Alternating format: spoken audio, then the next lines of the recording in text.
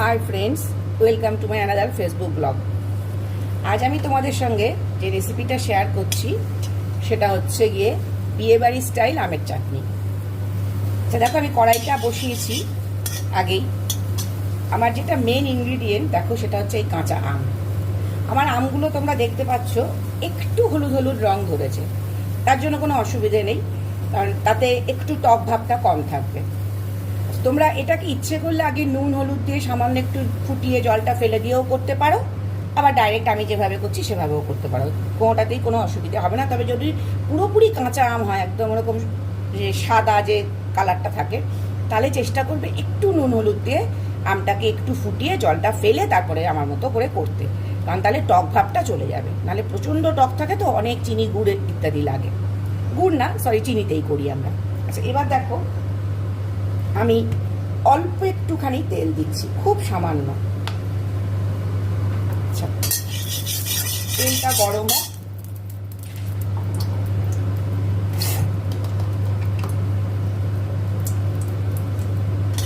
এখন তো আম শেষের দিকে, আম পেকেও গেছে সব।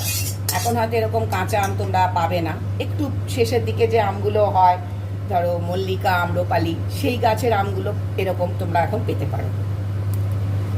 তাহলে তোমরা সেটা দিয়েও করে দেখতে পারো রেসিপিটা কেমন হয়। আমি একটুখানি মৌরি ফোড়ন দিলাম, খুব সামান্য, আর একটু কাজু কিশমিশ দেবো, দিয়ে একটু নেড়ে নেব। গ্যাস আমি একদম কমিয়ে দিয়েছি। এবার আমটা দিয়ে দেবো। আমটাতেও একটুখানি ফোড়নটা মাখিয়ে নিলাম, দিলাম। দিয়ে এবার আমি একটু জল দেবো, খুব সামান্য জল দিয়ে আমি যেটা করব সেটা হচ্ছে গিয়ে দেখো, নুন দিচ্ছি সামান্য, আর এইটুকু হলুদ দেব, সামান্য একটু হলুদ। এটা এবারে এখানে আমগুলোতে একটু কালার ধরে গেল, দেখতে পাচ্ছ, হয়ে গেল। এইবার আমি এর মধ্যে বেশ দরাজ হাতে চিনিটা দিতে হবে, মানে চিনিটাই আসুন।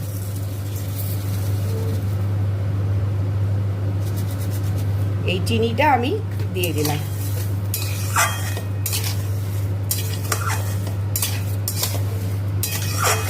এইবার আর সামান্য একটু জল আমাকে এর মধ্যে দিতে হবে, আমটা সেদ্ধ হওয়ার জন্য। কারণ এই চিনিটা থেকেই যা জল বেরোবে, আমটা বাদবাকি সেদ্ধ হয়ে